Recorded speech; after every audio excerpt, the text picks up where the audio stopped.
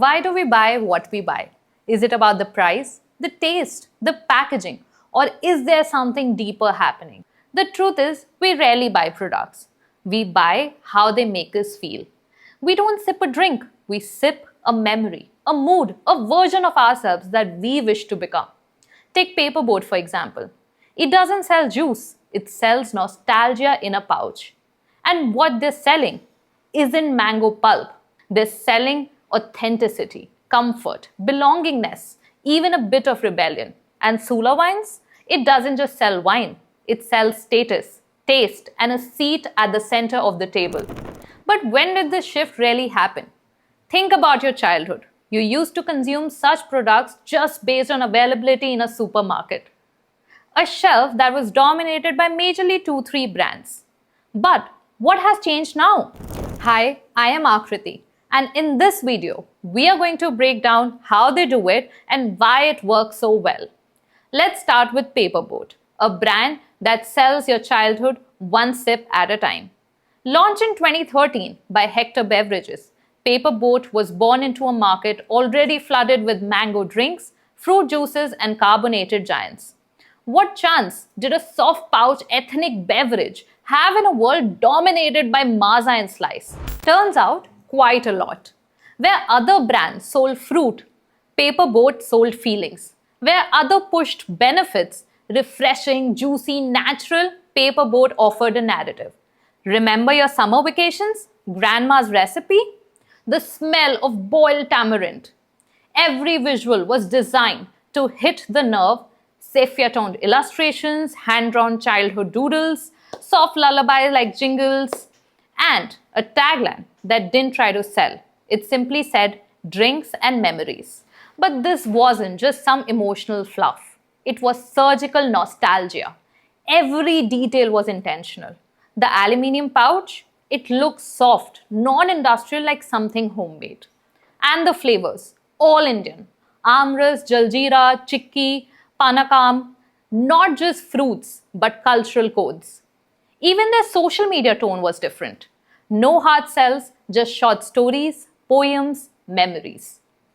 PaperBoat made you feel, and once you felt, you bought. But here's the genius. They didn't just trigger nostalgia, they reframed it as modern. Old recipes were reborn in sleek, minimal packaging. It wasn't your dadi's drink. It was your drink if you had taste and soul. They used childhood as a bait and design as a hook. Sales exploded. By 2015, they were present in airlines, airports, and premium retail stores, places where emotional, intelligent consumption mattered. And for a while, they didn't even need new products because the product wasn't just the drink, it was the feeling that came with it. Now let's switch gears from nostalgia to aspiration. From where you come from to where you want to go. Let's talk about Sula Vineyards. If PaperBoat sold your past, Sula sold your possible future. Back in the early 2000s, wine in India was rare. It was elite, foreign, wrapped in corkscrews, and French pronunciation. Enter Rajiv Samant, Oxford graduate, ex-Oracle employee who turned to Nasik and planted India's first seeded vineyard. But the real genius wasn't in growing grapes, it was in growing culture. Sula didn't just introduce wine, they domesticated it. They made it casual, colorful, and social. Instead of speaking like a snobbish wine critic, Sula spoke like a cool friend who just got back from Europe and said, "Hey, this is good, try it."